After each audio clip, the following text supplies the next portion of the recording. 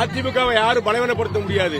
அதிமுக இல்லாதவர்கள் 30 வருஷத்துக்கு முன்னாடி கட்சி விட்டு வெளியேறி போய் வேற கட்சியில போட்டி விட்டவங்க, வேற கட்சியோடு சேர்ந்தவங்க, இவங்க எல்லாம் வந்துகிட்டு ரெட்டலை எனக்கு வேணும், கட்சி எனக்கு வேணும் சொன்னோம்னா யாரும் கேட்டுக்கிறதுக்கு சுப்ரீம் கோர்ட்டு பாத்துக்கிறாரு, தேர்தல் கமிஷன் பாத்துக்கிறாரு. அது அதிமுக தொடர்ந்து பாத்துக்கிற மாட்டாங்க, பாத்துட்டு இருக்க மாட்டாங்க.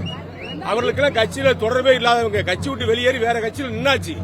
ஆகவே கட்சியில சேரணும்னு சொன்னா எடப்பாடி பொதுச்செயலாளத்தில் கடிதம் கொடுத்து அவர் விருப்பப்பட்டால் சேர்ப்பார்கள். இதுதான் கட்சியினுடைய நடைமுறை ஒழிய இன்றைக்கு அதிமுக தலைவர் எம்ஜிஆருக்கு பின்னாடி புரட்சி அம்மாவுக்கு பின்னாடி எடப்பாடியுடைய பொறுக்கர்களை பத்திரமாக பாதுகாக்கப்பட்டிருக்கின்றது. அவர் சொல்வதுதான் அதிமுக வேதவாக்கு. 2021 அமைந்த கூட்டணி மீண்டும் அது பற்றி எடப்பாடி முடிவெடுப்பார். தேர்தல் வருகின்ற நேரத்தில், தேர்தல் நெருங்கிற நேரத்தில் அற்புதமான கூட்டணி அமைப்பார். தமிழ்நாட்டு மக்களுக்கும் தமிழ்நாட்டுக்கும் தேவையான ஒரு நல்ல கூட்டணி அமைப்பார். இன்றைக்கு இந்தியாவிலேயே மத்திய அரசை சார்ந்து ஒரு கட்சி இருக்கும், இல்ல மாநில அரசை சார்ந்து ஒரு கட்சி இருக்கும். ரெண்டு ஆளுங்கட்சி எதிர்த்து கட்சியை நடத்துகின்ற ஒரே திறமை உள்ள எதிர்கட்சி தலைவராக இருக்கக்கூடியவர் எங்களுடைய பொதுச்செயலாளர் அனைத்து இந்திய அண்ணா திராவிட முன்னேற்ற பொதுச்செயலாளர் எடப்பாடியார் தான்.